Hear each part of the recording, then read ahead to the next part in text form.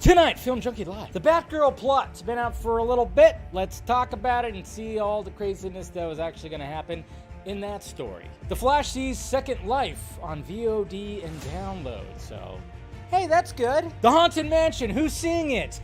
Well, we're going to talk about the reviews anyways. Secret Invasion finale. Well, that was something. All that and so much more on Film Junkie Live. You know, if the movies are going to be delayed till 2024 and there's not going to be much coming out in fall and winter, I'm just saying, Batgirl, Erica Schumacher.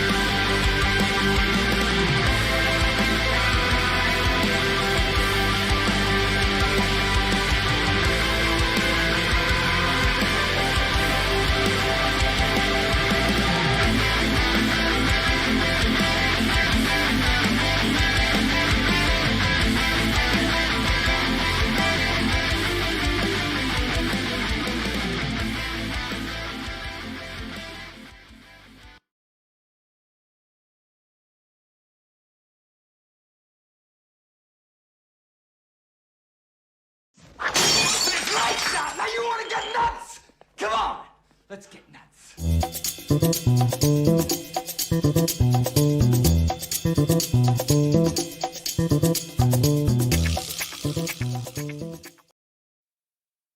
Hello! What's happening, everybody? So to make sure I had that audio on. Where's it at? Always should have that dialed in. What is happening, guys? Welcome to Film Junkie Live on July 26th. That's right, we're almost done with this month. Holy crap. Went by real quick. Thank you guys for joining in as per usual. We'll be talking about some good stuff right here. We're going to talk about the Batgirl movie because, you know, some details came out a couple of weeks ago. Never got around to it because there was just too many other things to talk about. So I wanted to actually make that a main topic for a stream one of these times. And, you know, the news is kind of scarce, so why not? Talk about the Flash VOD, Haunted Mansion, which who knows if anybody's going to go see that this weekend.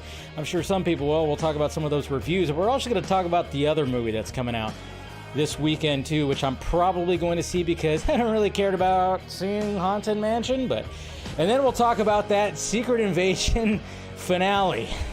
I'm sure hopefully you guys checked that out because, oh, wow. Anyways, all right, what's going on, Ryan? Good to see ya. We got Miss Nighthawk here. Always good to see you. Rough day. Uh-oh. Well, hopefully everything's all good. But good to see you, gorgeous. And then, of course, Russ, who can't just help himself. Yeah. Let's see. We got Eric right here tonight. Turns out this season Chick-fil-A's also got a frosted white peach lemonade. What's the difference between a regular peach and a white peach, I wonder? Wonderfully refreshing with the right amount of ice cream. Yeah, nice. Okay, oh yeah, look at you, fixed it. Good job, proud of you. We got Droga here, good to see you, buddy. Patrick, hi, rewatched The Boys and Smallville.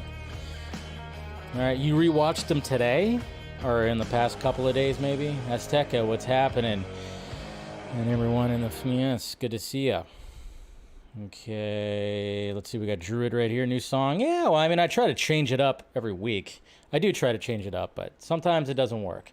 Sometimes it doesn't work, but, you know, it doesn't work out. I go back to old songs, but whatever.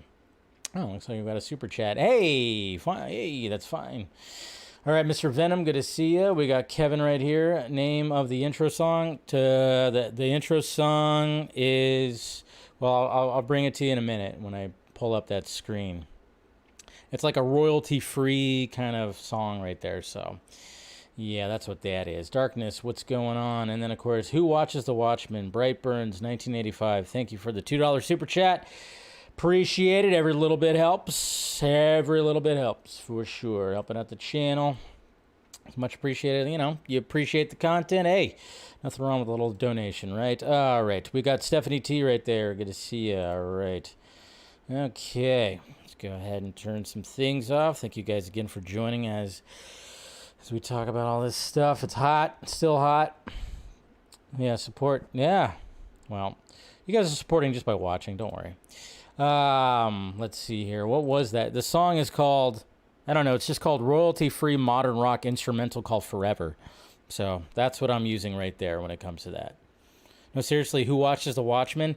Yeah. The Watchers? God? Yeah. Maybe the Justice League. Who knows? Yeah. So, all right, let's get to these tweets.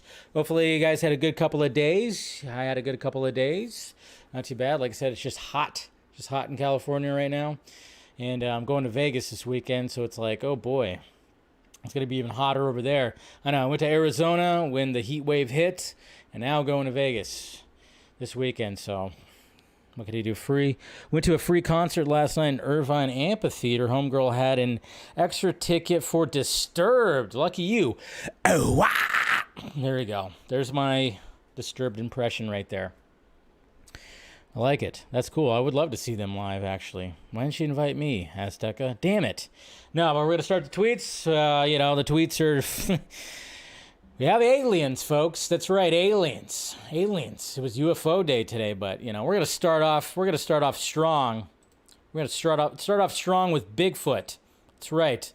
We're starting off with Bigfoot because somebody actually did a whole freaking AI thing right here, and I thought this was kind of cool because we all know the Bigfoot footage, so it's been restored, and then they just kind of like, you know, AI with Photoshop or probably After Effects or some kind of editor just kind of like stabilized the shot right there. And then, of course, they're like, it looks female. I mean, I think it just looks like somebody in a freaking costume right there, but I just thought it was kind of cool.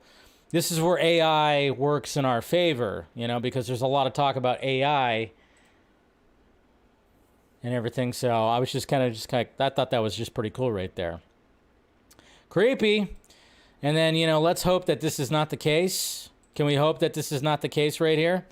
I mean, I laughed. An AGT design, I mean, good.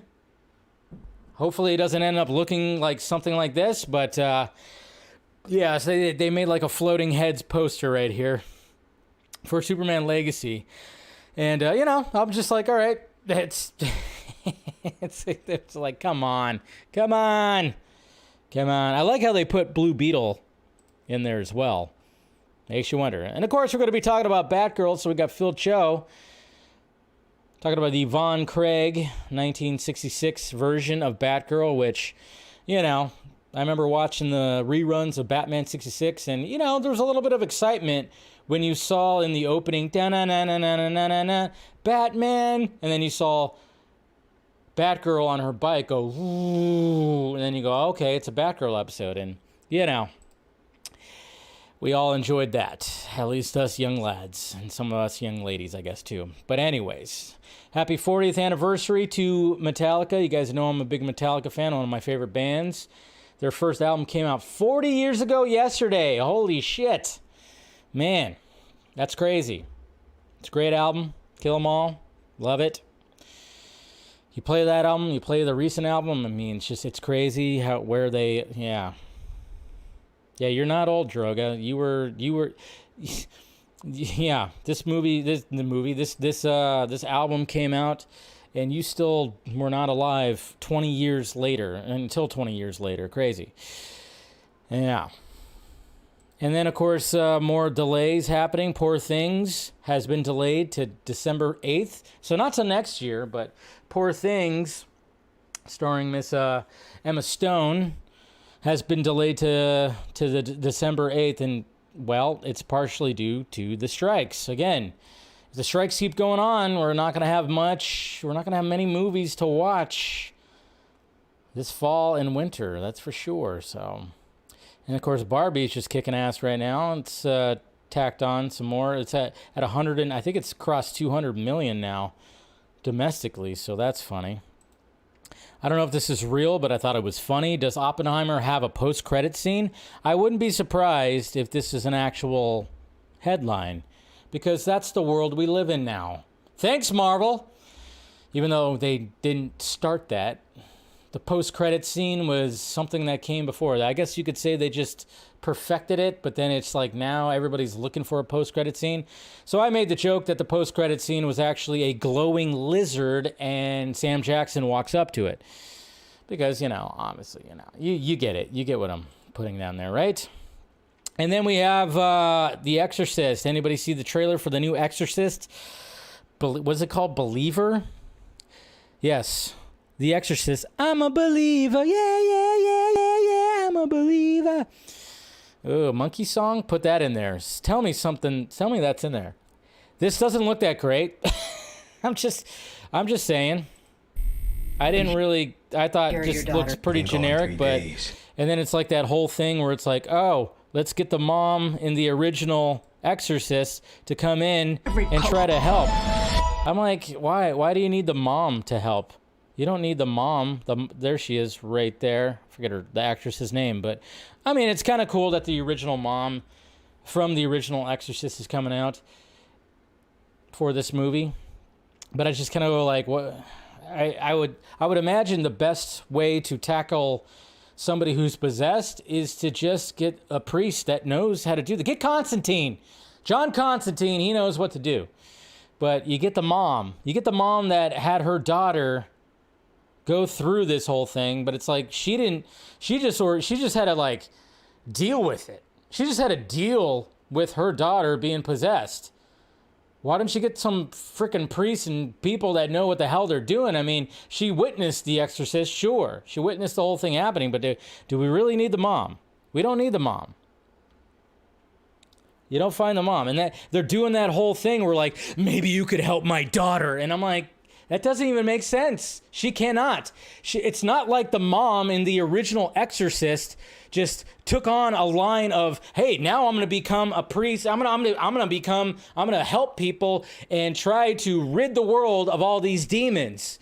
That's what I'm doing now. I'm becoming a badass. I'm going to do that. No. See, they're doing like the whole Terminator Dark Fate thing where it's like, yeah, bring the mom back.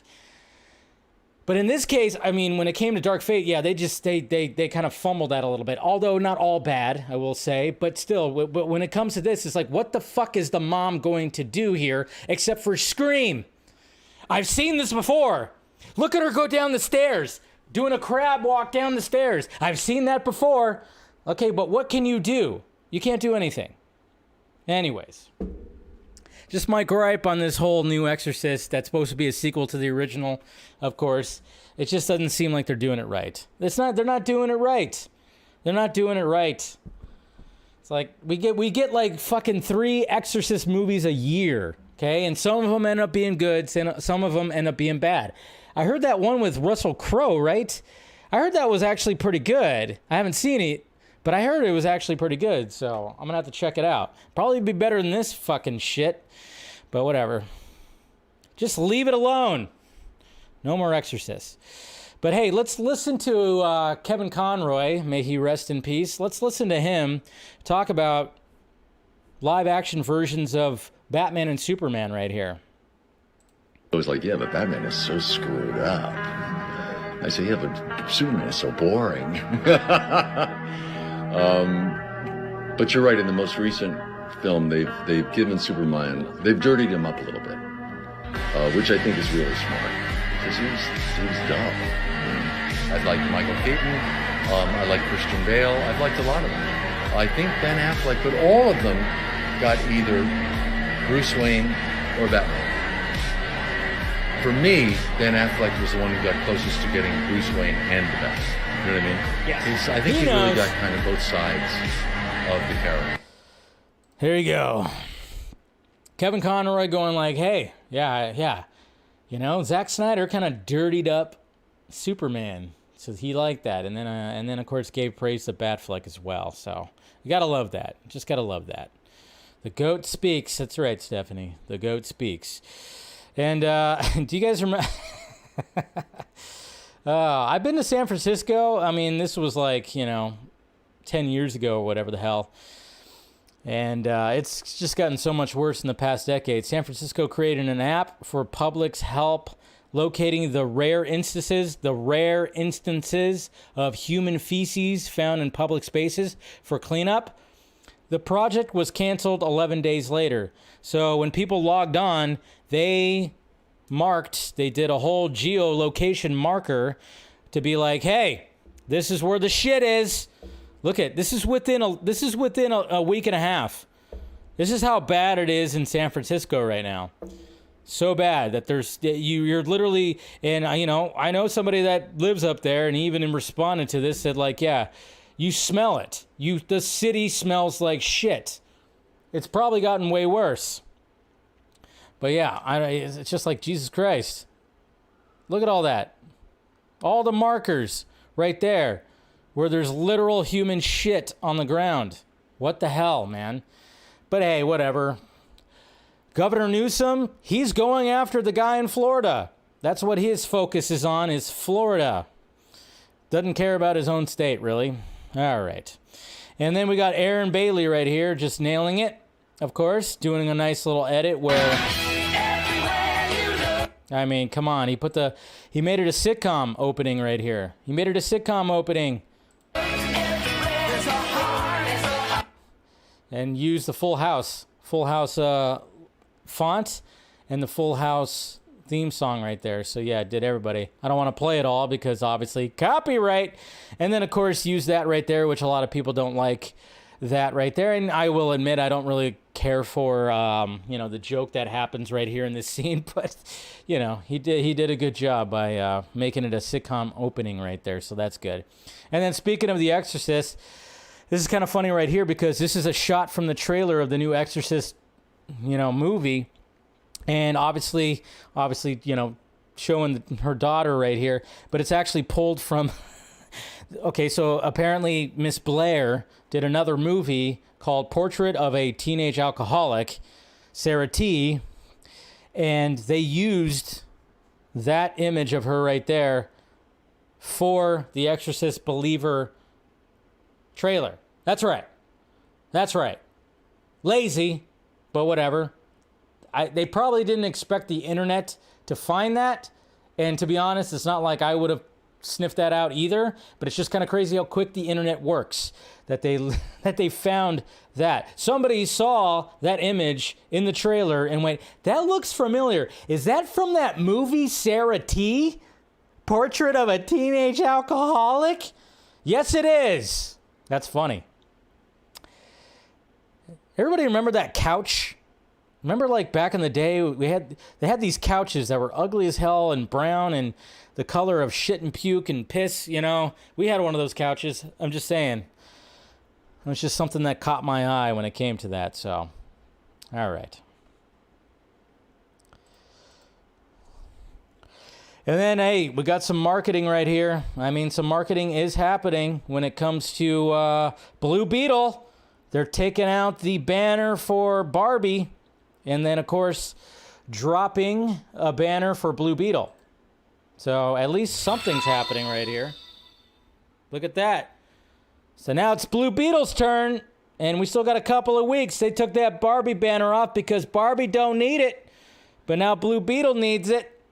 Big time needs it. It does. Yes, guys, and I know when it comes to Blue Beetle, oh man, let's just type it in right here. Blue Beetle. We all know yeah, it's not looking good. It's not looking good when it comes to that. I mean, it's being promoted like a motherfucker, which is great. We got the Times Square promotion for Blue Beetle. Great. It's all good. It's all gravy when it comes to that. But, man, when it comes to the projections, oh, man, is it not going to give me the projections? It's just showing all that. Where's these projections at? Come on. There it is right there. So, yeah, these are early projections. But what? We still got a couple of weeks. But it's now being projected to earn between 27 and 55 million domestic. That's the entire run. That's not the opening weekend. When I first saw that, I was like, oh my God, it bumped up. Sweet. It might do well, at least because it's got a low budget. And then all of a sudden it was like, oh wait, that's the entire run it's projected. I don't know. Might be a sleeper hit. I hope it is. Probably not going to be. Was wrong about The Flash. I thought The Flash was at least going to make some kind of impact at the box office, but not so much. But it's so weird because when it comes to Blue Beetle, by the way, I like this shot. I like the colors of this shot. It's pretty cool.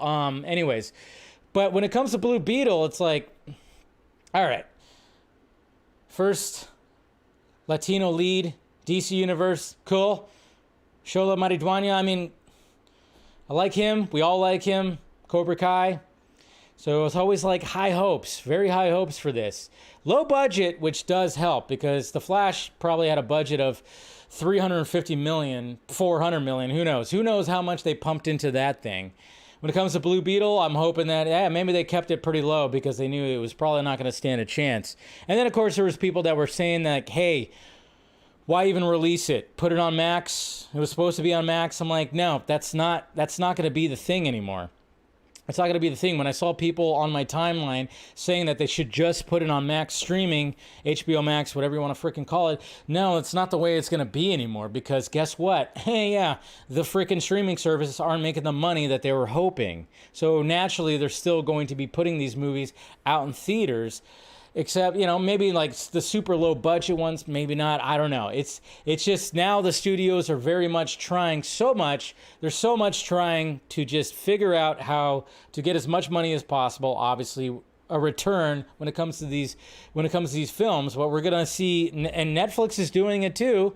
We're gonna see a lot of these movies have a box office run, no matter what. They're gonna put it out in theaters. You might as well. I mean, they're not gonna have to spend money on at least for the cast to do press junkets and promote this because of the strike. But of course, they're still going to pump money in for marketing. Obviously, we saw the banner go down and we saw that it's in Times Square. I mean, all that was probably already worked out like months ago or probably even last year. They probably already worked all that stuff out and already had a marketing budget and everything. But I'm just hoping that budget, the marketing budget, didn't inflate it too much because maybe it's you just never know. You just never know. I'm like, is it going up? I mean, we got Teenage Mutant Ninja Turtles, Mutant Mayhem that's coming out next month. So maybe that and those two might blow up August. I just hope so. I can have hope. I can have hope for Blue Beetle right here. Can we have hope? Can we have hope? At least, can we root for the big time underdog? That's all I want to do is just root for the big time underdog. Nah, Dave. Nah. Screw him. Screw Warner Bros. Discovery. Screw James Gunn. Bring back Zack Snyder. All right. Well, Zack Snyder doesn't probably feel how you do about this movie. He probably is going to go see this, and he's probably going to enjoy it because he's not cynical about movies. I don't know. Yeah. It's just... I root for it. I root for it. And and it's one of the best live action costumes that's been like adapted. My God, that's just awesome right there. So I don't know. We'll see. And then we got James Gunn right here, and this is kind of funny. And again, I respect James Gunn for actually leaving Twitter for Threads and not tweeting anymore. Good on him for actually doing that, because a lot of people, 99.8% of the people that said they were going to do that did not do that. Anyways, so somebody right here, Mr. Damian Knight Wing 97, he basically just said right here when it came to tagging James Gunn, cannot conceive me. James Gunn is not lying to fans of the DCU with Superman Legacy about being an origin story and setting up a future new Justice League of America angle. Mr. Terrific and a Superman story? Lol, I don't see it. And then James Gunn put right there, now you've seen it. Again, when people are just complaining about like what's happening right here, it's like this very well could even be the scene that's in Superman Legacy, a quick little exchange. Doesn't mean like, oh yeah, Mr. Terrific's gonna be like all throughout the movie. It's like, I just hope, what I'm hoping when it comes to this movie and the metahumans that are involved with it, the other heroes out there, is a good balance. Can we just have a good balance? I just want a good balance when it comes to all this. Just have a good balance. And then something like this, where it's just like a quick exchange between two heroes, that just could be it right there. Could just be that. Superman needs some intel on whatever the hell he's having to deal with, and maybe he has to look to one of these heroes, one of these people that are out there. But it's just kind of funny. It's like, yeah, it could very well be something like that. I'm just saying, you know, when it comes to the DCAU, the animated universe, guess what? It's like, you just accept that these heroes are already established. So let's kind of just, why not just do that with the live action now? Just accept that there's an established universe and you don't know who's going to be popping in. Cool. But as long as there's like a good balance and it's not trying to do too much like setting up the next thing like what Marvel Studios is doing. But that's what he did right there. Good on him. Yes. Let him cook. Let him cook.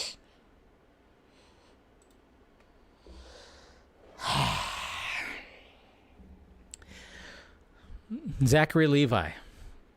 I don't share the hate that others do, because, you know, naturally in this society, when you start saying certain things and agreeing with people, you know, fringe people or whatever the hell, people start throwing hate on you. I still think Zachary Levi is a good guy. He seems like a good guy. But when asked about his future with Shazam, he should just be like, no comment. We'll see what happens. And then that's it. Because he keeps on answering it. And then, of course, he just says, I don't know what the future holds because Fury of the Gods was not well received. I have no idea where we go from here. And then there was actually more tacked onto this. I saw it, you know, because he was basically going like, hey, man, I mean, like, you know, the audience score. I mean, he was looking at, of course, Rotten Tomatoes and saying, like, the audience score was good. Yeah. Critic score maybe not so much, but I mean, it's just like, Zachary, you know, you'll be okay, hopefully. If there's gonna be a Chuck revival, maybe, but yeah, but it's just like, yeah, it's just not gonna happen. It's not gonna happen, but not your fault entirely. I mean, it was Shazam, and for the most part, Shazam, I mean, both movies were decent. I like the first one better. The second one, you know, I wish there was a longer cut, because I think David F. Sandberg had had it flowing more when it came to, you know, cut scenes and whatever the hell. I am sure that if we were to watch what David Sandberg wanted, first one and second one, it'd be a decent little watch from, you know, Shazam 1 and 2. So, but yeah, just no bueno when it came to that. But you know, maybe they will. Maybe James Gunn will be like, hey, you know, you show up in Superman Legacy. Wouldn't that be something? He just randomly shows up. That would throw some people off. And hey, look at this. I thought this was pretty funny right here. You know, obviously I host a stream every Friday called the Vodka Stream, so this appealed to me.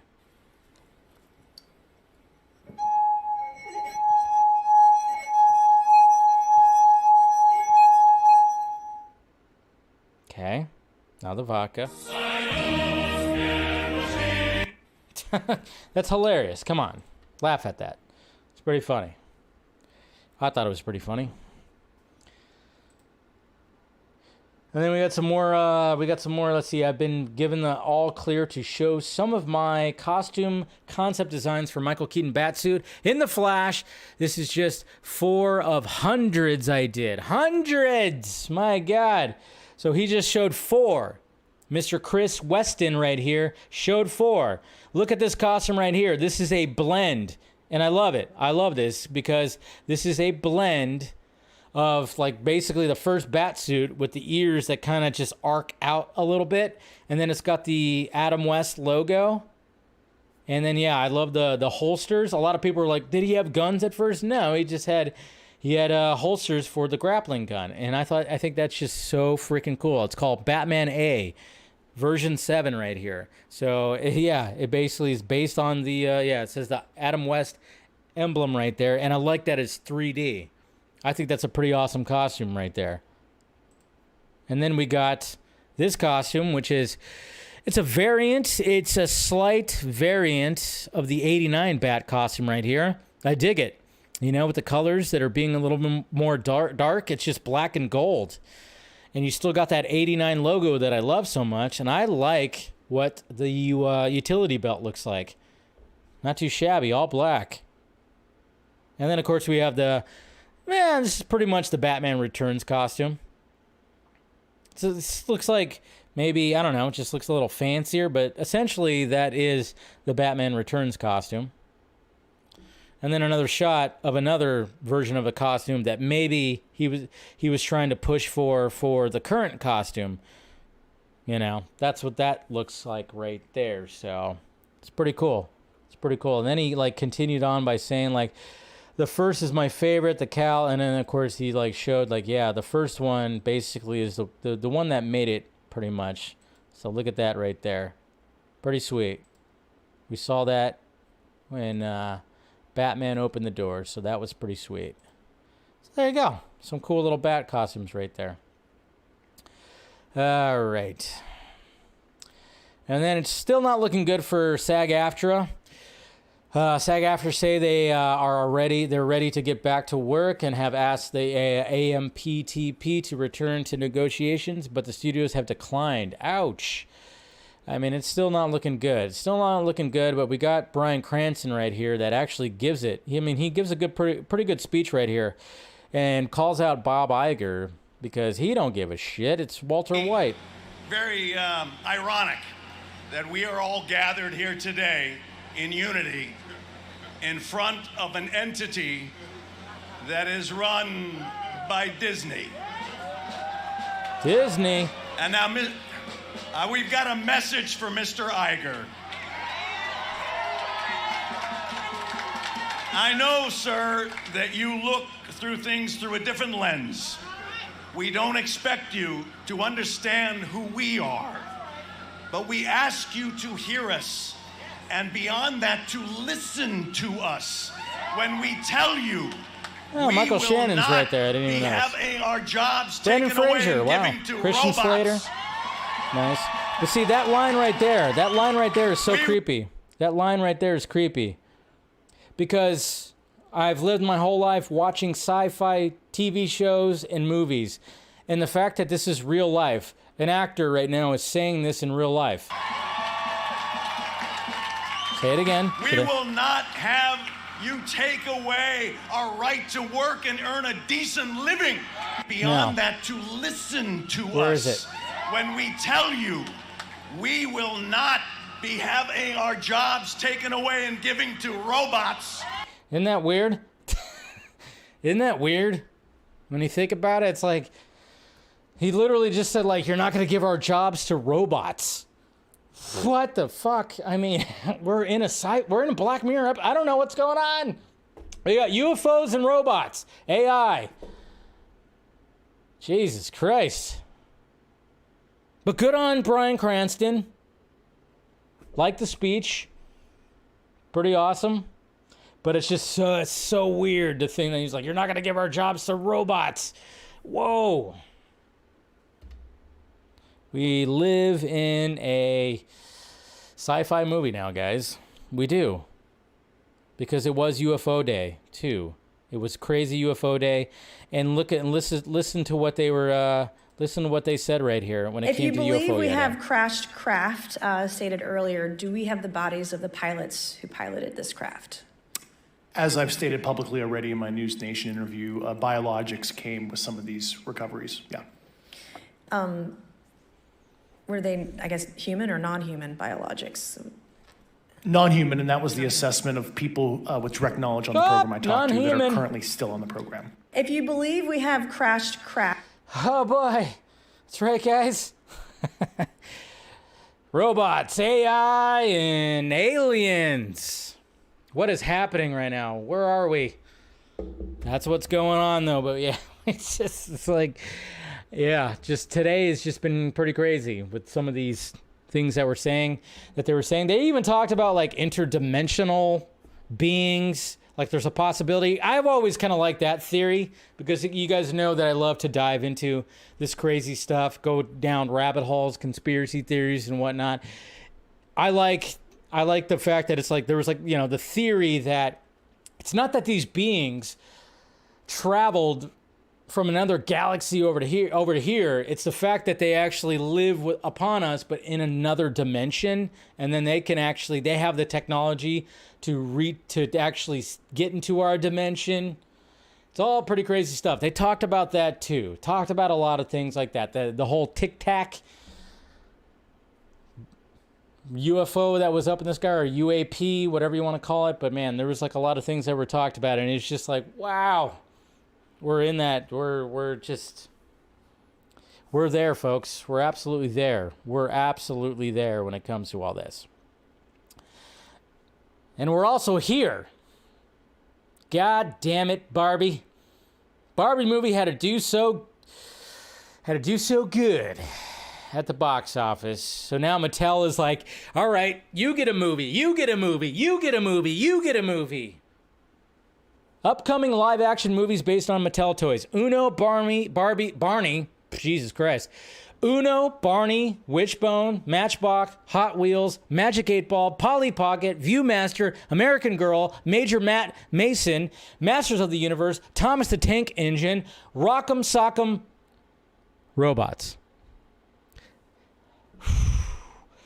That's quite a cinematic universe. Jesus Christ. Now, I highly doubt that all these movies are going to be like some crazy live action movie about, certain things like, Polly Pocket will probably be, I guarantee you that Polly Pocket was pitched at a board meeting like, this is the next Barbie. And good for Greta.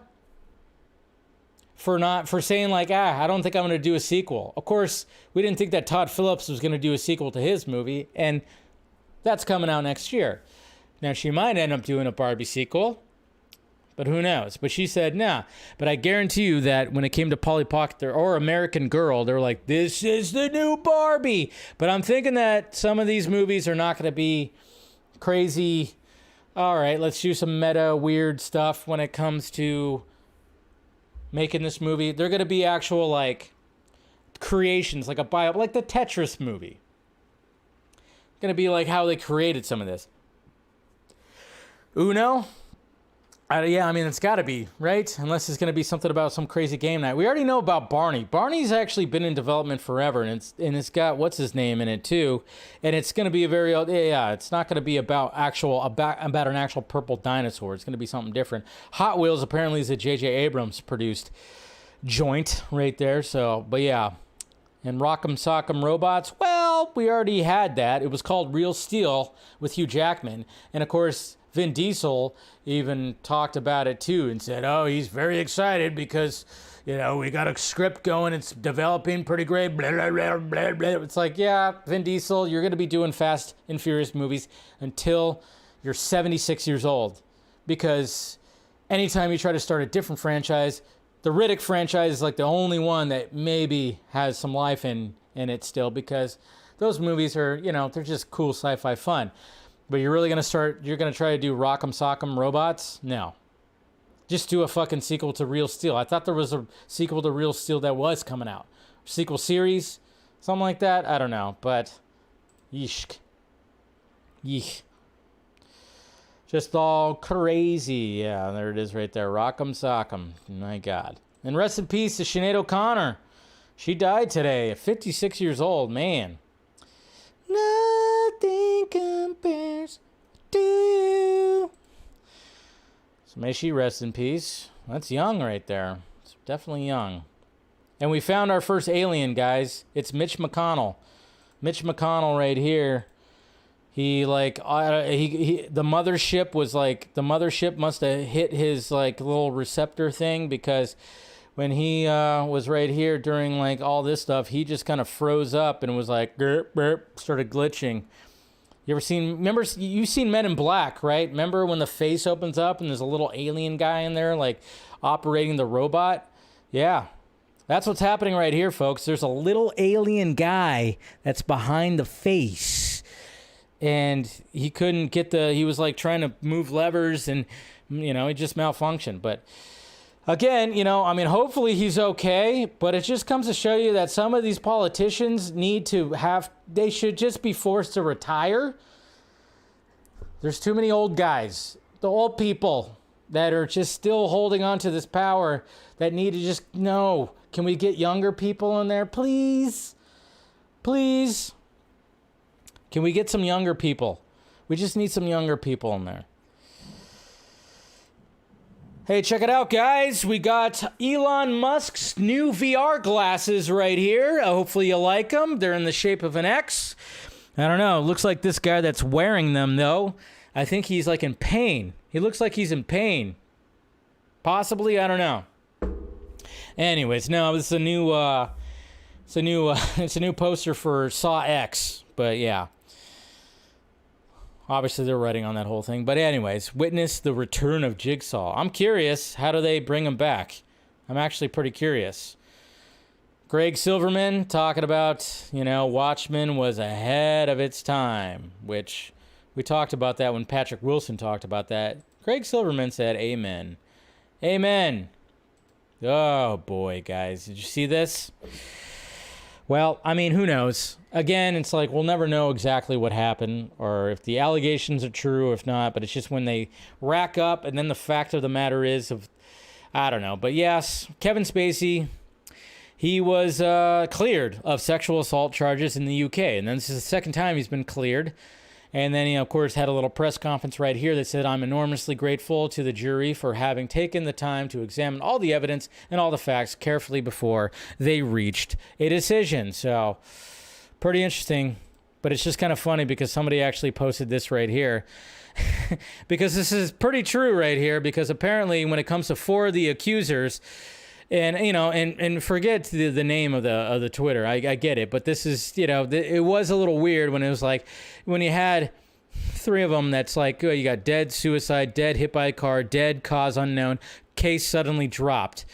Okay, so 3 dead and then a case suddenly dropped. Today he was acquitted. It's just kind of, it is a little strange. Like I said, I like to put on the tinfoil hat and everything. But Kevin Spacey's going to start being in movies again, by the way.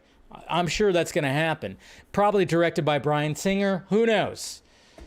Because Bryan Singer is trying to make his little comeback too. And God knows what's going to be happening after that when it comes to that. We already saw that he wants to make a documentary about clearing his name. So, oh boy. Yeah, is he going to be the new next? Yeah, Lex Luthor? Maybe. Poor choice of words. Did you guys see this? This was passed around like crazy. Casting director Sophie Holland, thank God it was a woman. If it was a dude, it'd probably be blown up like 200 times. Says Anya Chalatras, I'm probably saying her name wrong, you know, of course, in the Witcher casting as Yennefer Valgerberg in Netflix's adaptation of The Witcher was intended to challenge beauty standards. That's right. This right here is challenging beauty standards. I don't know about you, but she's pretty damn beautiful. I mean, obviously in season 1, the way she looked before, okay, but that was makeup. Now she's pretty gorgeous. I don't know how this is challenging beauty standards really at all. She's just absolutely beautiful. Doesn't even make sense. Yikes, yeah. Might want to think that through next time. And now it's like, how does she feel? How does Anya feel? Wow. So you cast me to challenge beauty standards? My God. I mean, that's just kind of, jeez. Yeah. Poor choice of words. Poor choice of words right there. From Miss Sophie Holland, casting director of The Witcher. Good job. Absolutely good job. Jesus Christ. All right. Good one to end up on right there. Woof. Challenging beauty standards. My God. Just not the choice that you want to do. All right. Let's go ahead and break it down. We're going to be breaking it down right here. Let's break down that Batgirl plot. Now, this came out like 2 weeks ago, and I was like, okay, that could be a main topic for a stream, and I wanted to make it a main topic for the stream, but it just, you know, when it came to other topics, so, you know, news, and I was like, all right, I could save this right here, but we're going to go over, if anybody's curious, I'm on what was happening in the movie, the Batgirl movie, what was going on, and we have somebody right here, it's a Twitter account, which is Neb's Good Takes right here. So we're going to be going through this Twitter account and kind of just seeing what they say about this, because apparently there's script out there, something's out there. Hopefully, like, something gets leaked or whatever. There's images. There's, of course, leaked images that have come out too. Kind of makes you wonder what's going to be happening with this. Again, it's like, hey, if movies are going to be pushed to 2024, of course, they're kind of going like, well, why would they do that? And of course, there's the whole logistics of the tax write-off thing. It's most likely never going to happen. But hey, they should just leak it online and just have fun with it, okay? Instead of, like, you know, you got people out there that are claiming that they have some kind of leak for Batgirl. I've seen that on the timeline too, where it's like, okay, and, you know, people are just doing that. It's like, hey, you know, are you that desperate for clicks? I don't know. But there we go. So here we go. We're going to start right here.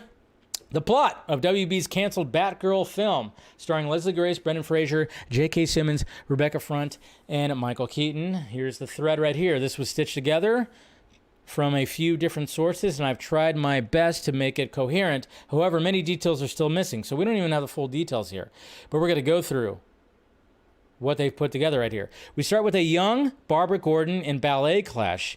She sees the martial arts class through a window and sneaks in. She meets her best friends here, Jason Bard and Alyssa Yeoh. With the help of her photographic memory, she uses some moves she saw to take down a bigger kid. So we see that, and then we go, her mom and dad pick her up from class and discuss if Barbara should be allowed to go on a patrol with Jim. Obviously, we've seen that right here. We saw the behind the scenes right here, which is pretty cool. You know, we saw the red hair Gordon.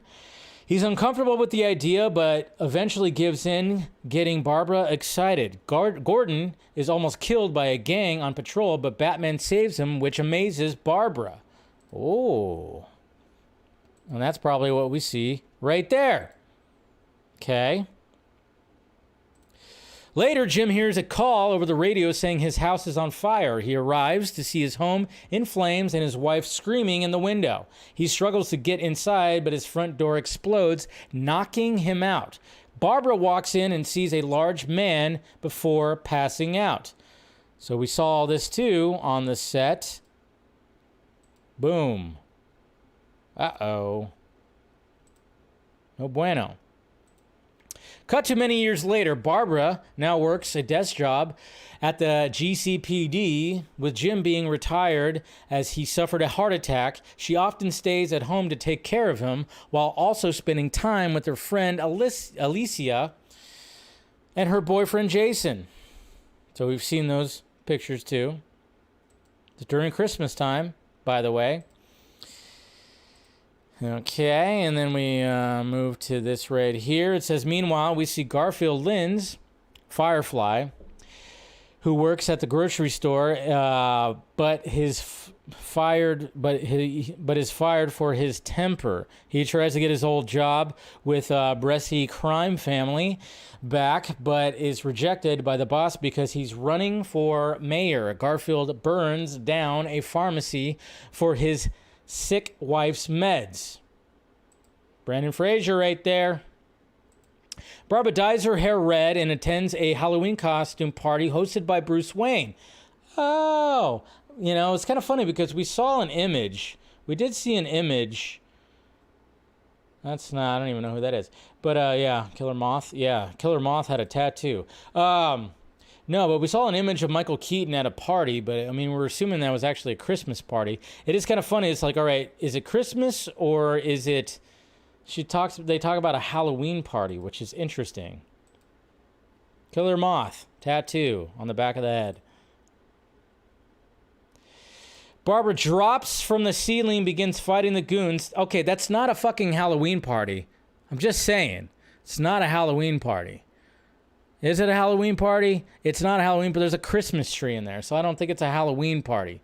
And we saw an image with Michael Keaton with the directors, and it's had Christmas decorations. Not a Halloween party, so that's where I have to, push back on the whole, Halloween party. It's not a Halloween party. It is a Christmas party. From the ceiling begins fighting the goons along with Bruce, saving his life. Moth escapes, but is incinerated by Firefly, who knew he was on the Bressie's hit list. Garfield takes his grill and brings it back to the Bressies as proof of his kill, being rehired. So, Firefly being a little dark. Later, Barbara sees Alicia at her bar. She asks if Barbara dyed her hair red to be like Batgirl, as some other people apparently did after the news of the new hero from the party. She plays along to not be, suspicious, but realizes she loves being a vigilante and saving others. Cool. And then back at the GCPD, Barbara breaks into the GCPD evidence locker. Using her photographic memory, she sees Harley Quinn's bat from Suicide Squad. What? And, of course, the mallet from Birds of Prey. She grabs an old batarang and also finds Catwoman's cowl, which she uses to make her cowl. What? So bases it on the Michelle Pfeiffer cowl right there. Having now made her own batsuit, Barbara goes on patrol for the first time. She's grappled by Batman, who tells her to stop being a vigilante, and then drives off in his classic Batmobile. So she steals the Batmobile. Guess similar to Dick Grayson in Batman Forever, right? Maybe they'll play the same Offspring song, Smash It Up. Smash it up, smash it up. Ooh, smash it up.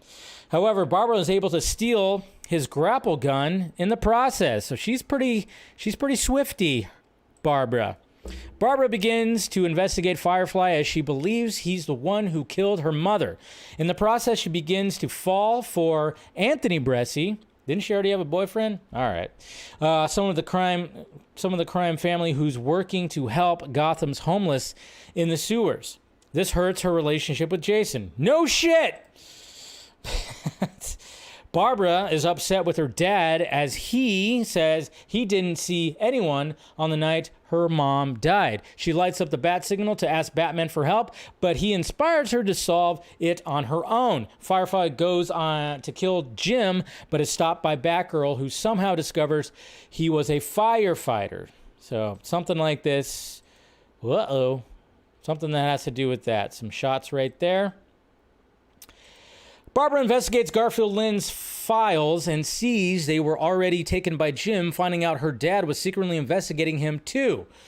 She confronts the corrupt head of the GCFD and learns that she sent Firefly to kill Jim that night, but Mrs. Gordon was there instead. Gotta love that. Yeesh. So basically, they were like sent somebody to kill Jim Gordon, ended up killing Barbara. Damn it. Despite their relationship being tense, Barbara goes to Jason and tells him about all this while keeping her Batgirl identity a secret. They find out Firefly is going to enact a massive plan to burn down Gotham. Massive plan. Fire. Fight fire. Fight fire. Fire. Fire. Firefly arrives at the mayoral speech for the head of the Bresci family and kills him with fire. Well, I'd imagine so. Batgirl chases him on her bike, but he escapes as there's fire bursting out from all the sewer gates. I think we saw that. Jason arrives with a fire truck to try to help, but Firefly boards it. And we saw that cool little shot right there. Look at that. We got a drone shot. We got camera rig right there. Pretty sweet. And then, of course, Jason tries to fight, but Firefly hits him in the leg with an axe. He sprays fire all over the city while Batgirl manages to catch up with him on her bike, and they fight on top of the truck for a bit. Barbara and Jason manage to get off the truck before it crashes into a hole. And then we said the hole led to a village for homeless. Garfield is badly injured from the fire truck, and Anthony Bresci arrives with his goons. They hold Batgirl back as he shoots Firefly in the head. Now, knowing Anthony's role in all of this, Batgirl tells him she'll stop him one day. So we got some shots right here, too. I don't even remember really seeing some of these, but that's pretty cool. That's the homeless encampment right there. Pretty interesting. Oh, what did you do? You went back. Come on, Twitter or X. What are you doing to me? Going back? Yeah, there we go. That's why. We cut to Christmas. We've already seen... See, that's the thing that's inconsistent about this, right here. Cut to Christmas. There's already been Christmas decorations all over the place. I think it's already been Christmas. Where Barbara and Jason have gotten back together and are setting up decorations along Alicia and Jim. Gordon believes she can go out on patrol with the GCPD now, and Barbara declines, and she uses the database from her desk job to catch criminals. Okay. Barbara has now started to work from an old clock tower. Batman arrives, asking if she's ready to be a hero. She accepts and is giving a new armored suit, but decides to combine it with her old one, keeping the cape and cowl she made from the Catwoman suit. All right, and then, of course, we all have seen the newer Batgirl suit. Batman and Batgirl have a discussion about how they've felt lonely for so long, bonding over their traumatic lives. Barbara and Bruce get on a gargoyle and jump off together, gliding through Gotham City as the ending shot of the film. So, and then, of course, some notes right here. Brendan Fraser's performance was deranged, as you'd expect for Firefly. He just also happens to care for his sick wife and hates the system for cutting his benefits. Natalie Holt, who was in Loki, composed the score. We already knew about that. No idea why there are Christmas decorations at a Halloween party, because it's all during Christmas. I don't know. The whole Halloween party is like throwing me off too. There's Christmas decorations all over the freaking place. So we could assume that the whole thing takes place in December.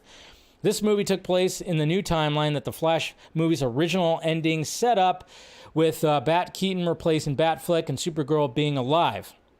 A lot of people are saying it sounds average, which I don't entirely disagree with, but it hadn't gone through the standard reshoots yet, and David Zaslav didn't want to blah, blah, blah, blah, blah, blah, blah. So, there you go. There you go. I mean, that's what was happening right there. But I mean, yeah, the only thing that I'm like, all right, no, it's just Christmas all over the place. There's decorations everywhere. There's no Halloween party. I don't know. That information, that's the one I push back on, because it's entirely during Christmas. There's nothing but Christmas all over the place. Because remember, The Flash was supposed to come out last year, 2022, in November. And then this was going to come out shortly after. And that was going to make all sense of why. And then, of course, now that we know about the whole spaghetti multiverse that Michael Keaton's Batman explained in The Flash, and things didn't get put back correctly, fully. And originally the ending of The Flash was going to have Michael Keaton's Batman as well as possibly even a Henry Cavill Superman and Gal Gadot's Diana. Well, Diana and Clark were going to be there too, but it was going to have Michael Keaton's Batman. And then that was going to lead into this Batgirl, which I guess is going to be like, I guess there was going to be a Flash in this universe as well. It's going to be that same universe because they do say that Supergirl didn't die. Was Supergirl going to end up making some kind of cameo as well? That's also a question. A lot of things that are out there that's no longer going to happen because remember, guys, it was Hamada that was trying to orchestrate all this. Again, when people are like, look what they told us, I'm like, yeah, but you don't like Hamada, remember? Are you changing that now? I don't know. It's like, again, I mean, I've heard firsthand on, that guy, so I just go like, yeah, whatever that cocksucker was trying to create when it came to this new timeline, it wasn't going to work. A crisis movie? Nah, it wasn't going to work. So there you go, guys. There you go. Maybe eventually it'll get leaked. If Batgirl ends up getting leaked, maybe that'll end up happening. Somebody will leak it. Scene will get leaked. That's what I'm expecting next. Let's get a scene. The only thing that's leaked so far is like a couple of shots behind the scenes. When it comes to that clock tower or that bell tower that was explained right there, we've seen those shots and those leaked images, which I had to take my post down on my website because I put them on my website and I got contacted by Warner Brothers that said, hey, you better get rid of that or we're going to fine you. Yeah, I had to get rid of that. So, and I briefly showed them on a stream and I didn't blur it out. So if you go back to that stream, you'll actually see them. But it hasn't been caught yet. Or maybe I did blur it. You know what? I think I did. I think I went back and blurred out that image just so I wouldn't get, a copyright. So sadly, they're out there somewhere. I mean, you've seen them. They're out there somewhere. But yeah, sadly, I had to take them off the website because I got contacted by Warner Brothers. They're like, The Flash making some waves or some lightning or some whatever speed forcing on the VOD services right here because apparently it's seeing some new life. It's seeing a little bit of new life. I mean, I rented it. I didn't buy it. I rented it. I did rent it over the weekend because, Miss Nighthawk wanted to watch it and I wanted to watch it again. And then her neighbor, he wanted to see it too. So we watched it. I rented it and I was like, okay, I'll just rent it. I'll probably get like a different kind of copy. I'm starting to get back into the whole physical game again. But according to IndieWire right here, with The Flash leading VOD, Warner Bros. Discovery gets another #1 film. Wow, that's quite a title. With a troubled history and soft box office, The Flash on PVOD gives Warner Bros. Its second #1 film right now, as Barbie comes off a $162 million domestic opening in theaters. The Flash takes the top spot of all three VOD charts this week, just over a month after debuting in theaters. Never mind that Barbie made more in its opening weekend than The Flash did in the entire run. It's like, oh, why rub salt on the wound? And an even quicker turnaround, Rudy Gilman, Teenage Crowd. Okay, they talk about that too. But yes. So there you go. Something. I got to turn that off. Keep on having that. There we go. Turn that off. But hey, it's something. It might have a little bit of another life on VOD. It's not on full-on streaming yet. I'm sure we'll get those numbers when it shows up on Max. But right now, currently, okay, it's leading all that when it comes to downloads and VODs and everything, which is usually the case. It doesn't even matter. These movies, when they show up for VOD or whatever the hell, they're always #1 the first week. Now, if it ends up being #1 the second week and then possibly the third week, then we could start really going, well, okay, it definitely does have a second life. Right now, it's just got like a week of a second life right now. That's what it's looking like. There's that. You try to be glasses half full because I enjoyed the movie. I've seen it 3 times now. I enjoyed the movie.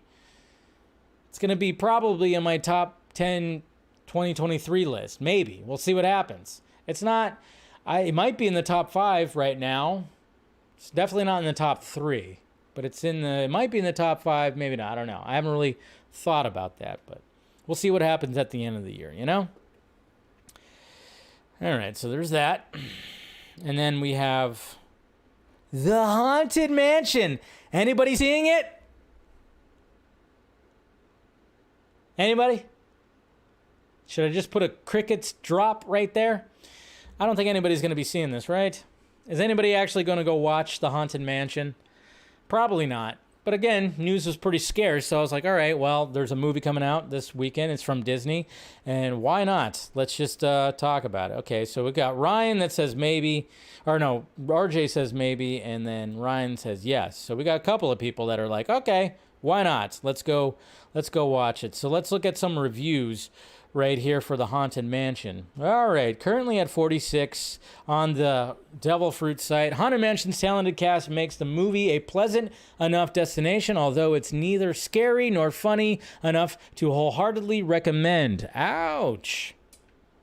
It's like there's only so much you could do.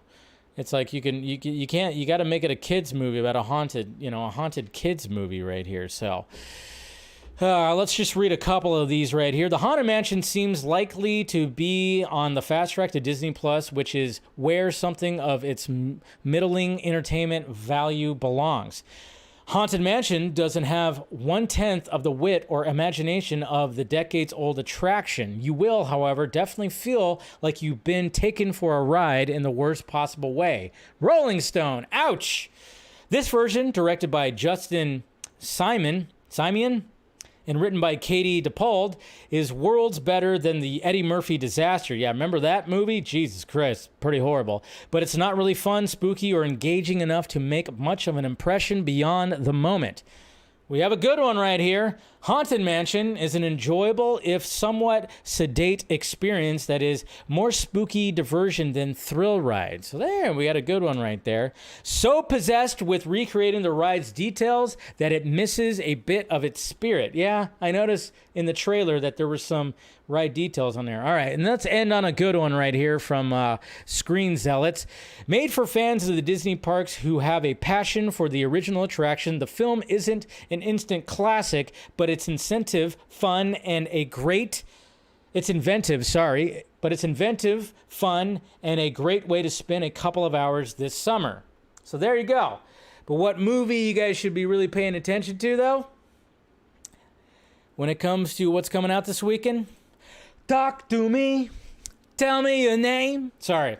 Do you guys remember that guy? Yeah. And some people will know what I just referenced right there. But we got Talk to Me, which has more reviews than The Haunted Mansion. 110. Currently certified fresh, 96% right here. With a gripping story and impressive practical effects, Talk to Me spins a creepy and 21st century horror yarn built on classic foundations right here. So critics are raving about this one right here. There's like only one bad one on this first page. This is one freaky talk back at screen horror show.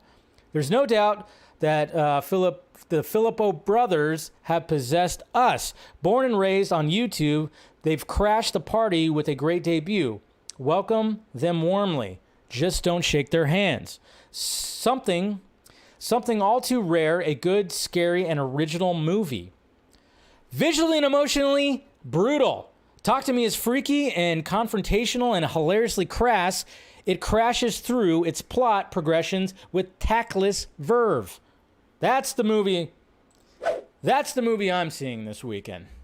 Haunted Mansion, I'll catch it on Disney Plus. It looks like it should be on Disney Plus. I'm watching that. And I love the fact that these brothers started on YouTube like 10 years ago. They debuted on YouTube 10 years ago, and now they have a movie that's out there right now that is challenging a Disney movie. So you better believe that they probably have a fraction of the budget of the Haunted Mansion, and it's most likely going to do better because horror movies are kicking ass this year. So I'm putting my money to that because Disney already has my money with their fucking streaming service. So I'll just watch Haunted Mansion on that with Owen Wilson. Wow. Oh my God. This place is haunted and it's a mansion. Wow. Yeah, I'll save that for here, but I'm going to go watch Talk to Me tomorrow. So look forward to that first reaction. Put your money in that, guys. If you want an actual hunt, I got another fly in here. God damn it. Yeah. If you guys want to put some money somewhere, put it towards that. Put it towards that. Not the Disney machine. Put it towards this movie right here. An actual haunting, crazy movie right here. Secret Invasion season finale. Oh, man. You know what? This series started off somewhat strong. Decent. I was digging it. I was digging the more serious vibe, and I was like, all right, spy, espionage, cool. But then I was like, man, they just, as we went through the whole series, it got a little dull, it got a little boring, and it got a little, where the hell is this going? And then naturally it was like, oh, okay, yeah, okay, so Garrick, I always forget the main baddie's name, the main Skrull that is trying to take over the world right here is basically wanting to make Super Skrulls by using the DNA of Avengers characters or Avengers heroes, you know, and just kind of because obviously when it comes to some of the battles, some blood might have gotten spilled on the battlefield, so then you got people that go out and collect it. I did like some of the backstory when it came to Nick Fury. I liked some of that backstory. I liked Talos and him, their exchange, their relationship that they had, but it just started really just kind of going like, all right, where is this headed? And it was like, okay, the last episode, cool. It sounds like it's leading into like a cool little, we're going to have this twisty kind of crazy finale that's happening. Well, there was a twist, sure. There was definitely a twist, but there was a final battle that reminded me of this. Yeah, do you guys remember this from Rise of the Silver Surfer when it came to Fantastic Four 2? When Mr. Johnny right here, the Human Torch, was basically combined with all the Fantastic Four's abilities, all his abilities to take on Dr. Doom. That's what that reminded me of, because yes, when we have Emilia Clarke's character who gets supercharged too, and they go through like, I'm not really spoiling it because it's all over the freaking internet right now, but I mean, my God, it was just kind of, that final battle was horrendous. She had Drax's arm, and it looked so bad. $212 million budget here, folks. It looked bad. It was so bad. I mean, and they just had like the different... And they even had the DNA. I mean, I guess it's because they could just say, hey, it's a Skrull. They work differently. So when you inject DNA from numerous heroes, they just know how to work their powers. It was just automatically, both of them just knew how to work the powers. Oh, I could have a Hulk arm, and I can have a Groot arm too. That's right. Hulk arm, Groot arm. Look at that. Look at me, Mom. Hulk arm. It's like, what the hell was that? And then, of course, she's flying around like Captain Marvel because she just knows how to fly now and do all that. Yeah, it was rough. It was freaking rough. So bad. And like I said, I mean, when it came to how this series started off, I mean, when I was thinking about it, though, I think like one of the gripes that I had, because at any time that they were like previously on Secret Invasion, is when they showed Sam Jackson reacting to an explosion. I'm like, yeah, Sam Jackson's up there in age, because when he would react to like an explosion, or even like there was a couple other times in the series too where he would like react and it'd be like, it was like, what the hell? It's like, don't do a close-up on Sam Jackson when he's reacting to an explosion, because he's too old, a little too rickety. You know, this is like when it came to The Irishman and they de-aged Robert De Niro, and then he was still trying to kick somebody's ass, but it's like, yeah, he's still looking like an old man.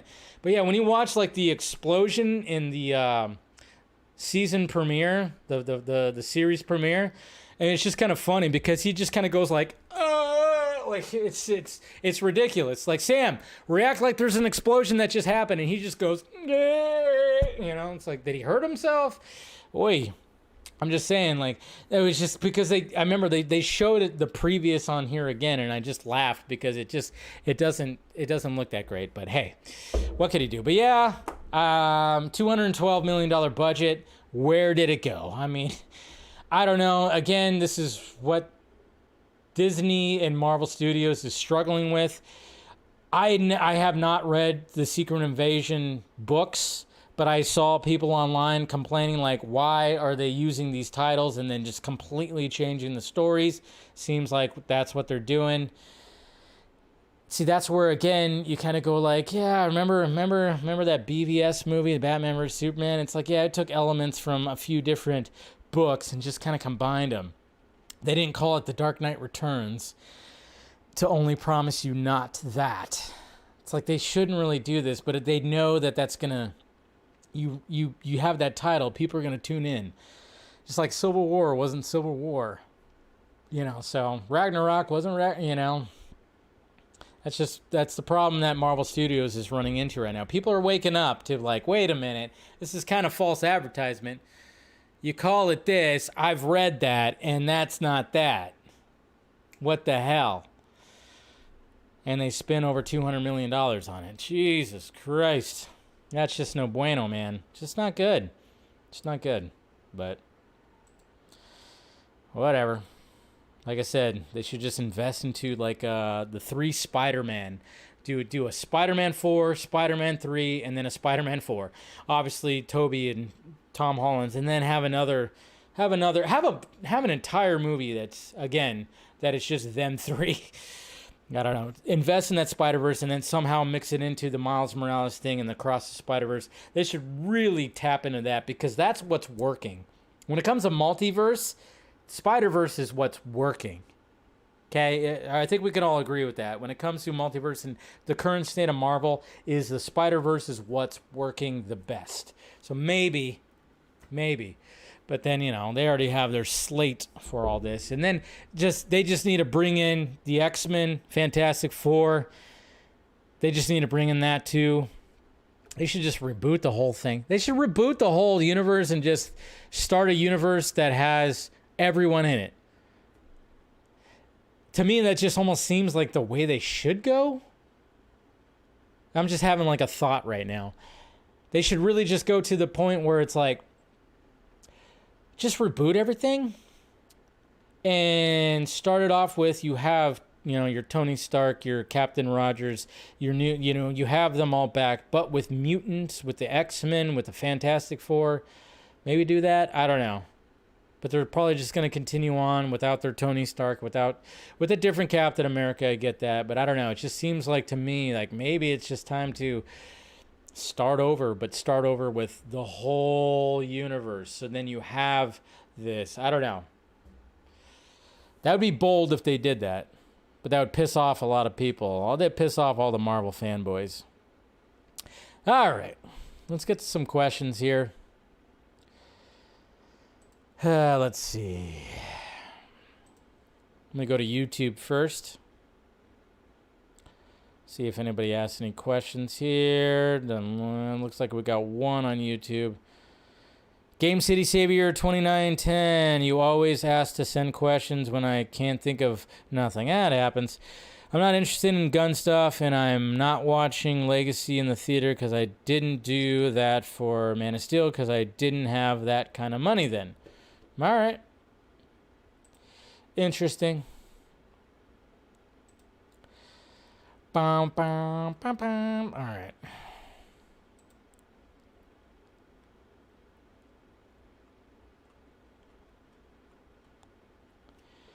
Here we go. Twitter questions. All right. We got right here. We got Eric Blake. So leaving aside the complete confusion the Batgirl film would have put in audiences' minds, do you think there's a slight possibility the strikes will go on long enough for WBD to go screw it?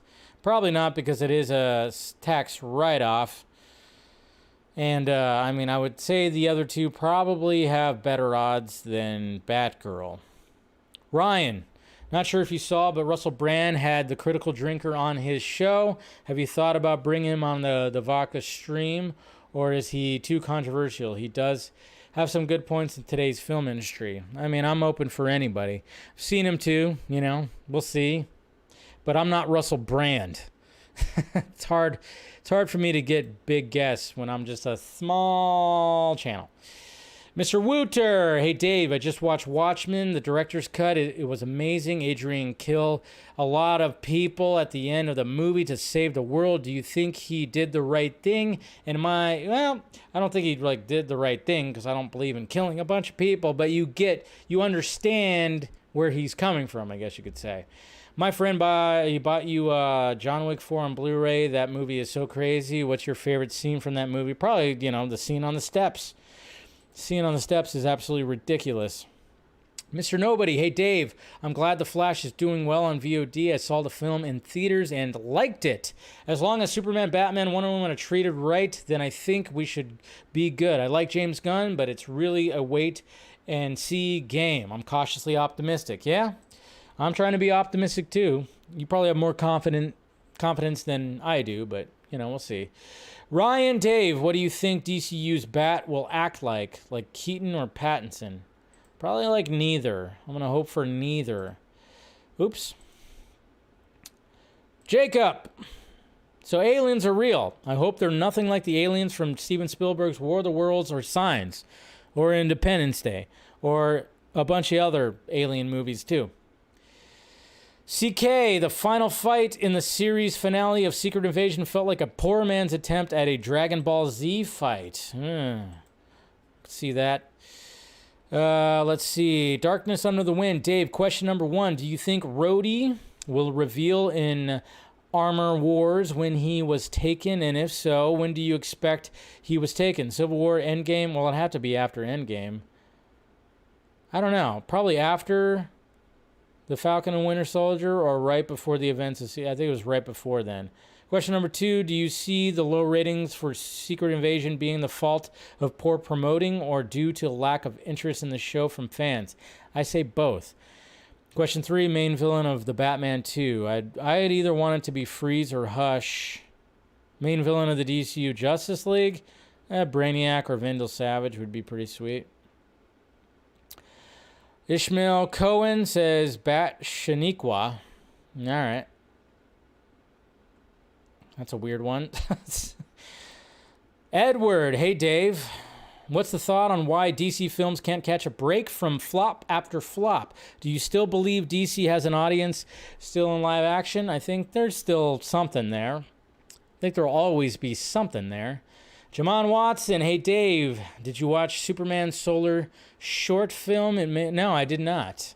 I should check that out. I remember seeing images and a preview and whatnot of all that, so I should check that out. One of these days I would probably check that out. So I don't read Marvel Comics. I leave it up to the movies and shows to tell me the stories. Yeah, but they're not going to tell you the big time stories. I get that you're saying, Dave. I don't think Feige would want to do that because of what he and all the Marvel got planned. Once they come up with a new direction, they're going for it. Maybe. Feige and Disney made Fox take out Skrulls from Dark Phoenix, and this is what you got, right? Most of the general public will never read the comics. Absolutely. Yeah. And Critical Drinker was completely disingenuous in his Flash review. Made me go, did you even watch the movie? Yeah, I've seen some of that guy's stuff. Again, part of that side of the YouTubes where they just think everything's woke kind of thing. But I mean, he is called the Critical Drinker, so I mean, and I have a stream called the Vodka Stream, so I mean, but I'm one of those people that I would probably have. I would have on anybody, to be honest. If they had an interest in coming onto the stream, I'm like, let's have a chat. I don't care. Obviously there would be people that would probably get pissed off at me for having some of these people on. Like, hey, why are you giving them a plap? Why are you doing that? I'm not one of those people. I even had a little back and forth with somebody in my mentions today when I made a joke that when it came to the whole Hunter Biden thing that was happening, that's still happening, that's been happening. There was news about all that today, and I'm like, oh, this is why they were like, tell them there's aliens to distract. Which, obviously, when it comes to politics, yeah, they do that, by the way. I mean, both sides have done that, to use the media to distract from a serious thing that's going against them. That does happen, happens frequently. But I was making the joke because I'm not thinking that, oh yeah, because the whole alien thing was been talked about, and then this whole thing was already planned and whatever the hell, I don't know.